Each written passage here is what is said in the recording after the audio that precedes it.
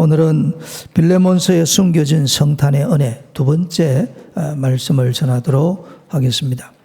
지난주에도 말씀을 드렸습니다마는 빌레몬서의 내용은 이러합니다. 사도 바울께서 로마 감옥에 갇혔습니다. 복음을 전하다가 억울하게 갇혔지만 그 갇힌 중에 오네시모라는 이를 만나게 됩니다.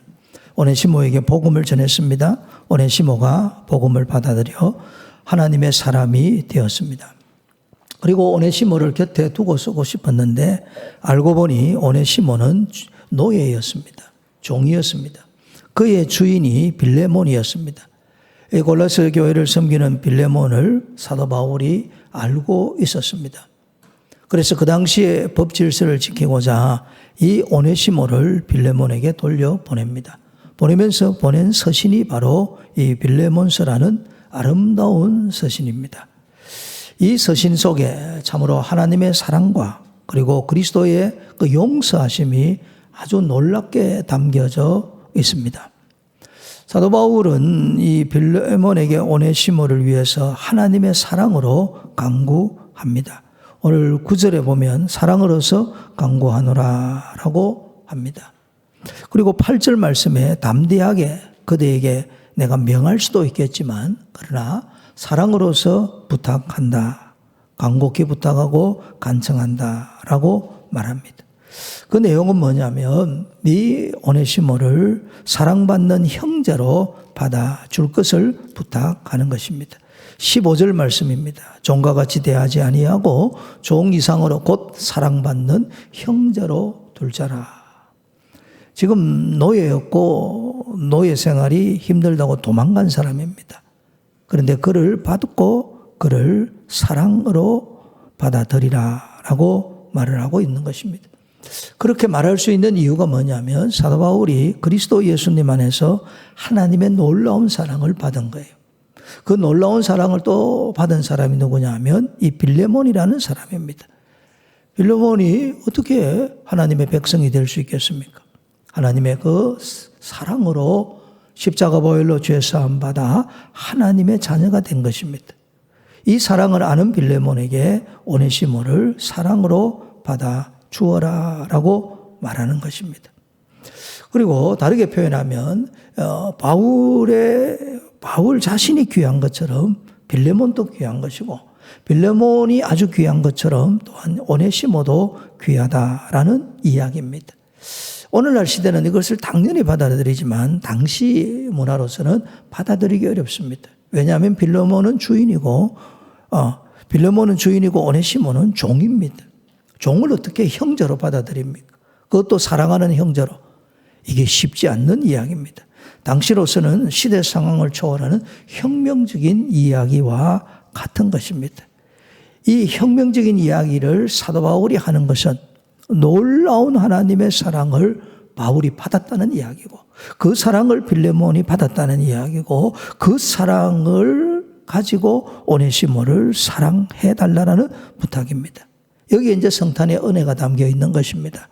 나를 사랑하시는 하나님 아버지가 여기에 나오는 것입니다. 오늘 글자적으로 여자적으로 나오지는 않지만 사도 바울이 그 놀라운 사랑을 가지고 사랑으로서 빌레몬에게 간구하고 있는 것입니다.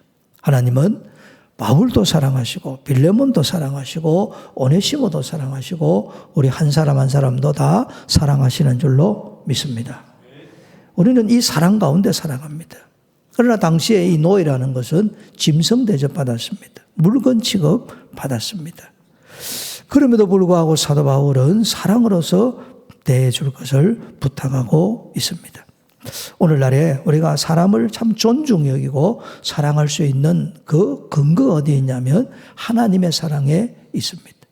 문명이 발달하고 잘 산다고 해서 나라가 제도가 잘 된다고 해서 사람을 사랑하기는 것은 어렵습니다. 사람은 항상 이 죄성을 벗어나지를 못해서 사람을 차별합니다. 그리고 자기 자존심을 대단히 귀하게 여기고 다른 사람을 생명을 한찮게 여기는 경우도 있습니다. 그 대표적인 것이 뭐냐면 명예살인입니다. 오늘날 중동이나 남아시아나 또 북아프리카 일부에서는 명예살인이라는 살인을 저지릅니다. 특별히 연약한 여자에게 이런 일이 많이 일어납니다. 가족이나 공동체의 명예를 훼손시켰다고 여겨질 때 가족 구성원이나 친족들이 그 사람을 죽여버리는 것입니다. 이 21세기에 이런 일들이 지금도 일어나고 있습니다. 함부로 연애했다가 생명을 잃는 경우도 있고 부모가 허락하지 않는 결혼을 했다가 생명을 잃는 경우도 있습니다. 또 어떤 여인 같은 경우는 억울하게 성폭행을 당했는데 이 강간 피해자임에도 불구하고 가문의 수치로 여기고 부모가 딸을 죽이는 경우도 있었습니다. 2014년 파키스탄에 일어났던 일입니다. 자매가 형제와 사랑해서 결혼하려고 합니다. 아버지는 좋게 여겼습니다. 그런데 삼촌이 아주 극도로 반대를 했어요. 그러면서 삼촌이 자기 아들과 이 결혼하라고 강요했습니다. 그런데 이 자매가 그럴 수 없는 거죠. 그래서 부모의 허락을 받지 않고 결혼을 해버렸습니다. 그러자 아버지와 삼촌이 집안에 이 명예를 더럽혔다라고 해서 딸을 집으로 유인하고 총을 쏴버렸습니다. 총을 쏴서 죽이고 큰 포대에 집어넣어서 강에 던져버렸습니다. 이게 만약에 깡속에 가라앉아서 세월이 오래 지나고 나면 사건이 드러나지 않습니다. 그런데 감사하게도 총알에 맞긴 맞았는데 이 끝을 맞아서 생명에는 지장이 없었습니다. 그리고 이 자매가 이 부대를 풀고 살아나게 되었습니다. 이게 이제 들통이 나서 아버지가 법정에 서게 되었습니다. 딸은 정말 아버지를 용서하고 싶은 마음이 없었어요. 그런데 가족들과 친지들의 강요에 못 이겨서 용서한다고 했습니다. 그리고 그 아버지는 딸이 용서했기 때문에 큰 이 형을 받지 않고 나오게 됩니다. 나오고 나서 그녀의 아버지가 뭐라고 이야기하냐면 이 사건으로 모두가 나를 더 존경한다. 그들은 나를 명예로운 남자라고 부른다 하고 큰 소리를 친 거예요. 이 사건이 나중에 영화화되어서 나오게 됩니다. 이게 오늘날에도 계속 일어나고 있습니다. 인도에 가면 카스트 제도가 있습니다. 네 계급의 제도가 있고 이 네 계급의 제도에 들어가지 못하는 사람들이 불가촉 천민입니다. 인도 사회가 얼마나 엄격한 사회냐면 이 계급 간의 결혼이 이루어지기 어렵습니다. 만약에 부모 허락 없이 계급 간에 자기보다 낮은 계급의 남자나 여자를 사랑하게 되고 그리고 관계를 맺게 되면 정말 명예살인을 해서 죽여버리는 경우가 오늘날에도 일어나고 있습니다. 한두 명이 생명을 잃는 것이 아니고 정말 수많은 사람들이 생명을 잃습니다. 여러분 명예살인이라는 게 거꾸로 생각해 보면 이렇습니다. 내 자존심을 지키기 위해서 자기 딸을 죽이고 우리라는 공동체의 자존심을 지키기 위해서 친족을 그냥 죽여버리는 안타까운 일입니다. 여기에는 사람을 사랑하는 인권이 없습니다. 우리나라 헌법 제10조는 이렇습니다. 모든 국민은 인간으로서의 존엄과 가치를 가지며 행복을 추구할 권리가 있다. 이렇게 되어져 있습니다. 두 가지입니다. 모든 국민은 다르게 하면 모든 대한민국에 사는 사람들은 인간으로서의 존엄과 가치가 있다. 다른 말은 인권이죠. 모든 사람은 다 존중하다는 이야기예요. 그리고 행복을 추구할 권리가 있습니다. 사람으로 태어난 사람 두 가지가 다 있는 거예요. 인권이 있고 행복 추구권이 있습니다. 그런데 오늘날 우리가 이것이 온전히 이루어지고 있는가? 그러면 의무를 가지게 됩니다. 안타깝게도 오늘날 이 죄성을 가진 사람들은 끊임없이 사람을 차별합니다. 나이를 따라서 또 성별을 따라서 외모를 따라서 직장을 따라서 직업을 따라서 심지어는 인종과 종교를 따라서 사람을 차별하고 있는 것은 사실입니다. 오늘 사도 바울께서 빌레몬에게 오네시모를 사랑받는 형제로 받아라라고 하는 것입니다. 이 빌레몬의 인권이 대단히 존중의 영역을 받는 거예요. 왜냐하면 사도 바울이 강구하노라라는 말은 정중하게 부탁한다는 말이에요. 사도 바울이 나이가 많습니다. 사도입니다. 그러면 명할 수도 있고 반드시 강요할 수도 있지만 사도 바울은 그리하지 않습니다. 빌레몬을 사랑해서 인권을 존중히 여기는 거예요.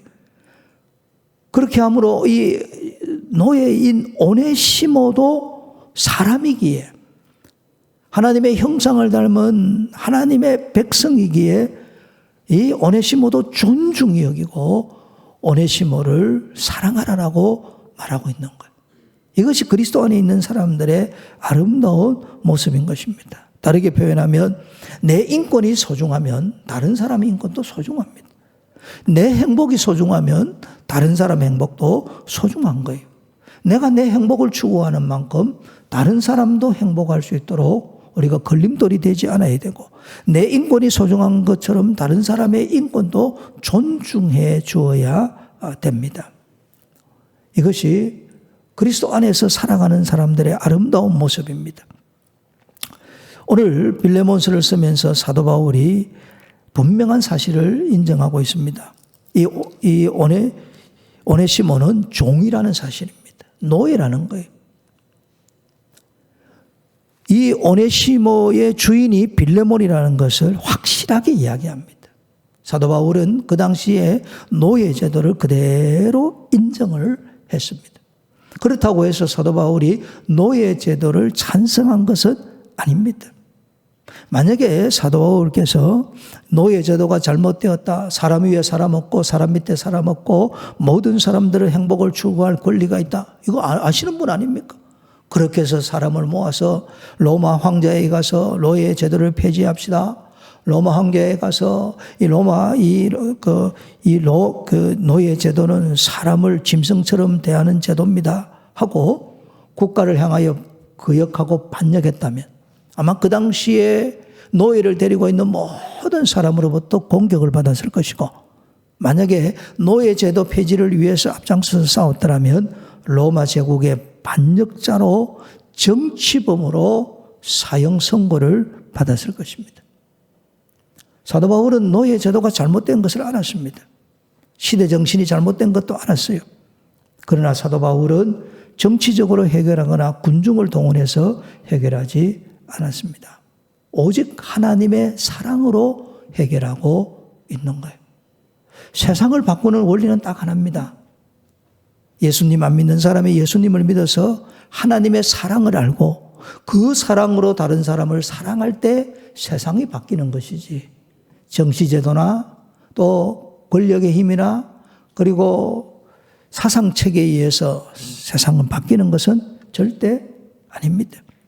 제가 여러분들에게 지금 설교 말씀을 전하고 있는데, 설교 말씀을 전하면서 제가 뉴스를 보니까 일본의 금리가 올라갈 것 같더라고요. 그래서 여러분, 일본 돈을 사두십시오. 이렇게 강연을 쭉 한 15분 하면 여러분이 저 설교를 안 들을 겁니다. 또 들을 이유도 없고요. 금값이 올라갈 겁니다. 올라갔습니다. 앞으로는 은값이 올라갈 것 같습니다. 그렇게 은을 사십시오. 이렇게 이야기해도 여러분이 웃기지 않겠습니까? 제가 주식 투자에 대한 설명도 그럴 것이고 코인에 대한 이야기를 해도 그럴 것입니다. 왜? 신앙은 본질을 이야기하는 거예요. 제가 이 강단에서 정치적으로 좌나 우에 대해서 이야기를 한다면 아마 여러분 듣기가 상당히 불편할 것입니다. 또 들어야 될 이유도 없어요. 사도 바울은 이 모든 것을 알고 계실 거예요. 그럼에도 불구하고 정치적인 이야기는 하나도 말하지 않습니다. 오직 빌레몬에게 오네시모를 하나님의 사랑으로 받아라. 무엇으로 받으라고요? 하나님의 사랑으로 받으라. 신앙은 여러분 항상 본질적인 것을 이야기합니다. 우리 흔히 말하면 믿음, 소망, 사랑, 구원, 천국, 영생. 이것이 가장 중요한 거예요. 나머지 모든 것은 다 변합니다. 그 누구도 우리에게 그리스도가 될 수 없습니다. 오직 예수님만이 유일한 그리스도입니다. 예수님을 보내주신 여호와 하나님만이 참 하나님인 줄로 믿습니다. 변하는 세상의 것에 자꾸 마음 두어서는 안 됩니다.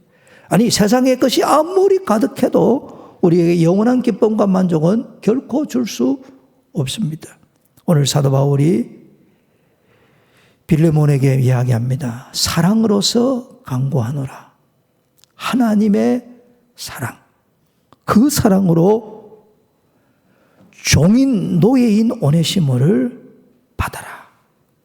이 말을 우리에게 하고 있는 것입니다. 그러면서 이 사도 바울은 빌레몬에게 뭐라고 부탁하냐면 14절 말씀입니다. 다만 너의 성락이 없이는 내가 아무것도 하기를 원하지 아니하노니 이는 너의 선한 일이 억지같이 되지 아니하고 자유로 되게 하려 함이라. 이렇게 말해요. 이 하는 일이 뭐냐면 하나님의 사랑으로 이 오네시모를 용서하고 용납해서 받아들이는 거예요. 이걸 억지로 하지 말고 자유로 하라는 거예요. 마지못해서 사도 바울의 이 간청에 의해서 끌리듯이 나는 용서하기 싫은데 나는 저 오네시모를 절대 용서할 수 없는데 이런 마음으로 하지 말고 자유로 기쁜 마음으로 자발적으로 오네시모를 용서해 주라라고 말하는 거예요. 이게 참 어려운 이야기지 않습니까? 지금 이 오네시모는 노예였습니다. 당시에 사회 제도가 노예 제도가 있습니다. 그런데 이 오네시모가 주인의 값비싼 물건을 훔쳐서 갔는지는 알 수 없지만은 어쨌든 주인에게 많은 피해를 준 거예요. 노예가 도망을 갔으니까 재산상 손실이 온 거예요. 그런데 사도 바울은 뭐라고 이야기하냐면 이 오네시모를 용서해 주라는 거예요. 그것도 자의로. 그러면 더 나아가 혹 이 오네시모가 빌레몬에게 빚진 것이 있다면 내가 갚아주겠다라고 하는 거예요. 이 놀라운 사랑에 대해서 이야기를 하면서 그것도 자발적으로 사랑해 주라라고 말하는 것입니다. 당시에 이제 노예가 도망을 갔어요. 잡혀옵니다. 그러면 주인이 처벌할 수 있는 권한이 있습니다. 어떻게 처벌하냐면 채찍질을 가하는 거예요. 이 채찍 끝에 납을 달아서 살점이 떨어져 나가도 때리는 거예요. 그래도 아무도 안 말립니다. 왜? 노예가 도망가면 그건 맞을 짓이거든요. 그렇게도 이제 분이 풀려주지 않으면 주인은 어떻게 하냐면 이 이마나 다른 얼굴 볼에다가 낙인을 찍어버리는 거예요. 마치 망아지에게 낙인을 찍듯이 이마에 크게 찍어버리는 거예요. 더 이상 얼굴 들고 살지 못하도록. 그래도 아무도 말릴 수가 없는 거예요. 그래도 분이 풀리지 않으면 어떻게 하냐면 노예를 죽여버립니다. 그래도 괜찮습니다. 그럴 수 있는 권한을 가진 빌레몬에게 사도 바울이 오네시모를 사랑하는 형제로 받아들이라. 용서해 주어라. 라고 말하는 거예요. 오늘 우리는 21세기를 살기 때문에 이것이 그냥 그럴 수 있겠구나 생각하지만 1세기 그리스도인들에게는 충격적인 내용입니다. 어떻게 이게 가능하냐는 거예요. 나에게 손실을 준 이 오네시모를 어떻게 용서하고 용납하고 사랑하는 형제로 받을 수 있느냐는 거예요. 이것은 딱 하나밖에 없습니다. 이것은 나를 용서하시는 예수님을 만나야 가능한 거예요. 이 본문에 사도 바울이 지금 말하고자 하는 바가 뭐냐면 나를 용서하시는 그리스도 예수님을 말하고 있는 거예요. 바울 속에 그리스도 예수님이 있기 때문에 바울을 감옥에 가둔 자를 용서하는 거예요. 빌레몬 마음속에 내가 예수님의 보혈로 죄 사함 받았다는 그 예수님의 보배로운 피가 있고 예수님이 있으면 오네시모를 용서할 수 있는 것입니다. 이 빌레몬이 앉아서 이렇게 이제 생각을 한다 해봅시다. 나는 이전에는 용서받지 못할 죄인이었지. 사탄의 종노릇 하고 육신의 종노릇 하고 욕망을 따라 살았지. 그런데 사도 바울을 통해서 내가 복음을 듣고 예수님의 그 피로 죄 사함 받고 하나님의 백성이 되었다. 이걸 마음에 깊이 새기는 거예요. 용서받을 수 없는 내가 그리스도 예수님으로 용서를 받았다면 용서할 수 없는 오네시모를 용서할 수 있다는 이야기입니다. 내 속에 내가 있으면 용서할 수 없습니다. 내 권리, 내 재산, 내 물질, 내 소유로 오네시모를 보면 용서할 수 없는 거예요. 우리 예수님이 주기도문 가르치면서 그렇게 말씀하셨어요.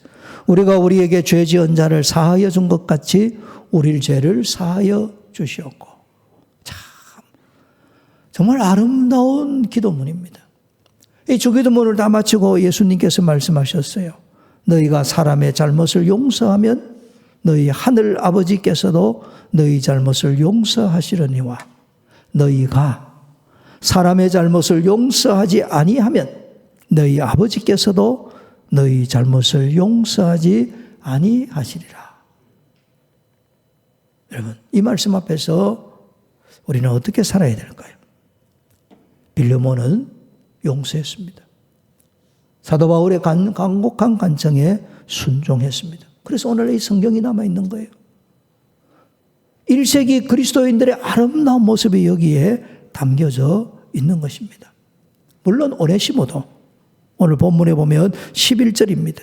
그가 전에는 너에게 무익하였으나 이제는 나와 너에게 유익함으로.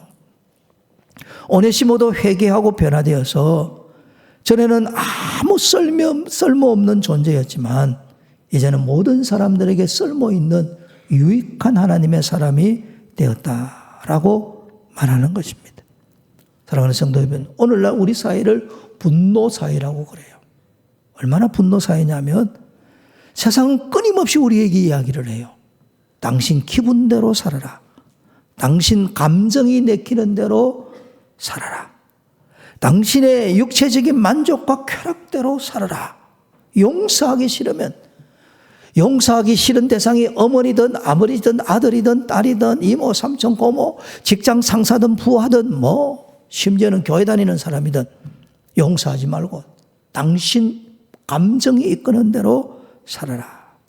오늘날 이런 세상에 삽니다. 이 세상을 아름답게 만들 수 있는 유일한 길은 우리들밖에 없습니다. 나를 용서하시는 예수님을 마음에 모시고 그 십자가로 다른 사람을 용서하는 그 아름다운 모습으로 살아갈 때 세상이 아름다워지는 것입니다. 오늘 우리의 마음속에 용서하지 않고 분노를 계속 가지고 산다는 것은 일단은 내가 내 마음과 영혼을 병들게 하는 거예요.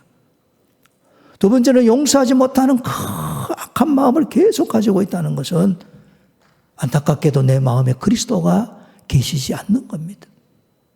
그리스도가 계신다면 용서하신 그리스도를 닮아서 용서할 수밖에 없습니다. 용서할 때 세상이 아름다워지는 거예요. 캐나다나 미국에 가면 아미시 공동체가 있습니다. 이 아미시 공동체는 신학적으로는 우리하고는 조금 다릅니다만은 이 아미시 공동체 사람들이 아주 검소하게 삽니다. 현대 문명에 큰 도움을 받지 않습니다. 차 대신에 마차를 타고 다녀요. 그리고 이분들은 이제 신앙의 전통을 굉장히 중요하게 여기고 공동체 생활을 합니다. 그런데 이들은 굉장히 평화주의자입니다. 놀랍게도 이 아미시 공동체의 사람이 점점 많아지고 있어요. 이 세상에 살면서 많은 사람들이 세속 속에서 실망을 많이 했는 것 같아요.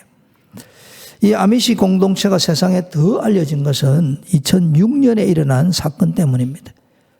2006년 10월 2일이었습니다. 미국의 펜실베니아 주에 있는 니켈라인즈라는 지역에 아미시 학교가 있었습니다. 이 학교에 찰스 칼 로버츠라는 당시 32세 되는 그 아미시 공동체에서 우유를 수거해가는 트럭 운전수가 있었습니다. 이 사람은 아미시 공동체 교인은 아니었습니다. 이 아미시 원룸 스쿨에 들어가서 아이들을 벽에 세워놓고 총을 가한 거예요. 그것도 어린 소녀들.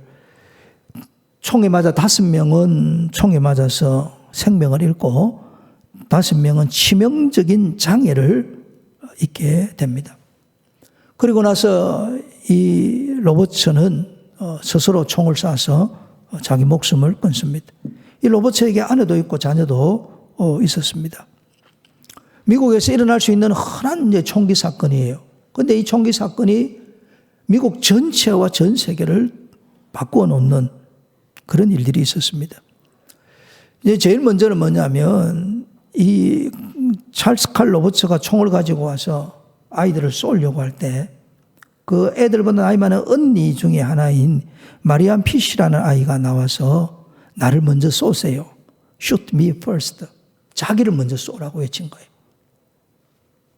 지금 죽느냐 사느냐는 위기 속에서. 얘뿐만 아니라 다른 언니들도 나와서 나를 먼저 쏘라고. 얘들 쏘지 말고. 살아남은 아이들이 이제 이 증거를 통해서 이 공동체가 정말 자기 생명보다 다른 사람들의 생명을 소중히 여긴다는 것을 깨닫게 된 거예요. 그리고 나서 이 사건이 터지고 나서 몇 시간이 지나지 않았는데 일부 아미시 사람들은 이제 온 다 알려졌으니까 범인의 아내가 얼마나 두려움했겠습니까? 이 죽인 사람은 이 마음의 질환을 가지고 있던 사람이었거든요. 근데 아내 입장에서는 충격적인 일입니다. 자기 남편이 얼마나 잘못된 일을 한 거예요. 근데 이 아미시 공동체에 있는 사람들이 아이를 잃은 사람, 또 아이가 총에 맞은 이런 부모들까지 그녀와 접촉을 해서 그 범인의 아내를 위로해 주는 거예요. 그러다가 수많은 아미시 사람들이 이 범인의 아내를 찾아가서 방문을 하고 자기 남편을 용서한다고 그러고 그 아내를 위로해 주는 거예요. 그리고 아미시 대표도 공식적으로 그렇게 발표합니다. 용서하겠다고. 그 가족을 오히려 우리들이 위로하겠습니다. 라고 그래요. 그리고 인터뷰하는 중에 한 자매는 그렇게 이야기합니다. 하나님께서 우리를 용서할 수 있도록 우리도 그 사람을 용서해야 합니다. 그렇게 실제로 용서했어요. 그 다음에 이 트럭 운전수인 범인의 이제 장례식이 되었습니다. 잘못된 일을 했지만, 그리고 예의를 갖추어서 또 장례식은 치러야 되지 않습니까? 이 장례식에 왔는데 절반 이상의 조문객이 누구냐 하면 아미시 공동체의 사람들이었습니다. 미국 사회가 정말 놀랐어요. 이 험악한 세상에 여전히 사랑과 용서와 용납을 보여주는 사회가 있다는 것이. 그리고 그때가 언제였냐면 이 부시 행정부가 9.11 테러의 보복으로 아프가니스탄을 침공을 했습니다. 그리고 수년째 전쟁을 이어오고 있을 때입니다. 그때 미국 사회가 테러를 당한 것은 정말 힘든 일이지만 악을 악으로 총을 총으로 갚는 것이 옳으냐라고 많은 논쟁을 일으키게 되었습니다. 그리고 나서 이제 이 사건이 생겨 1주년이 된 겁니다. 오늘날 우리나라 사회도 1주년, 2주년에 얼마나 많은 추도 행사를 가집니까? 그래서 기자가 가서 어떤 추도 행사를 하는지 살펴보았는데 추도 행사를 아무도 하지 않는 것입니다. 오직 한 가지 했다면 아미시 대표가 나와서 이 사건이 발생한 직후에 수고하신 모든 분들, 사건을 수습하신 분들, 희생자의 치료에 헌신적으로 노력해 주신 분들, 관계기관과 병원과 의료진들, 또 위로와 격려를 보내준 수많은 사람들에게 진심으로 감사를 드립니다. 그 인사로 끝이에요. 그래 물은 거예요. 왜 행사를 하지 않느냐고. 그랬더니 하시는 말씀이 우리는 이미 용서했습니다. 우리에게는 주님의 위로와 하늘나라의 위로로 충분합니다. 그래요. 오늘 우리는 용서하지 못하는 사회에 살아갑니다. 그들의 마음속에 그리스도가 없기에 그러구나 하는 안타까운 생각을 가지게 됩니다. 이런 여러 가지 일들을 이제 아미시 그레이스라는 책을 쓰게 됩니다. 그때 아미시 대표가 정중하게 부탁을 했습니다. 아미시 그레이스, 이렇게 제목을 잡지 마십시오. 우리 공동체가 자비한 것은 아닙니다. 우리 공동체가 자비할 수 있었던 것은 God's grace, 하나님의 자비가 있었기 때문에, 하나님의 은혜가 있었기 때문에, 하나님의 용서가 있었기 때문에 가능했습니다. 그래서 책 제목을 God's grace로 바꾸어 주세요. 정중하게 부탁한 것으로 이 사건이 끝이 납니다.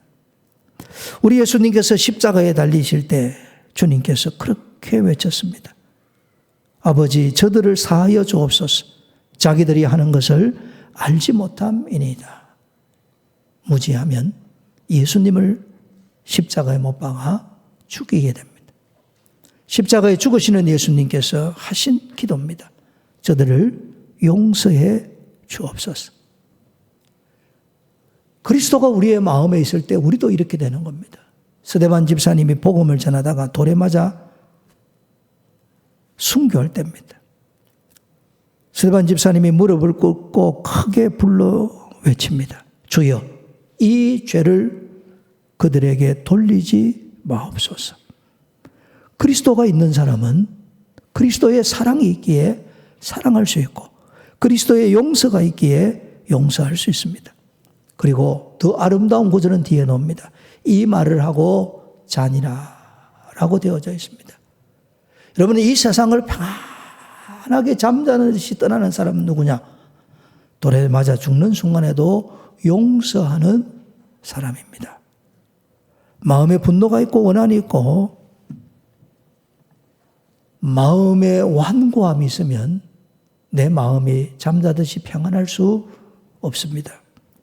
말씀을 맺습니다. 원래 달은 빛을 낼 수 없습니다. 달은 햇빛을 받아 아름다운 달빛을 낼 뿐입니다. 나는 용서할 수 없지만 생명의 빛, 사랑의 빛, 용서의 빛이 되신 그리스도로 충만하면 사랑하며 용서하며 형제로 받아들일 수 있습니다. 이 은혜가 있기를 축복합니다.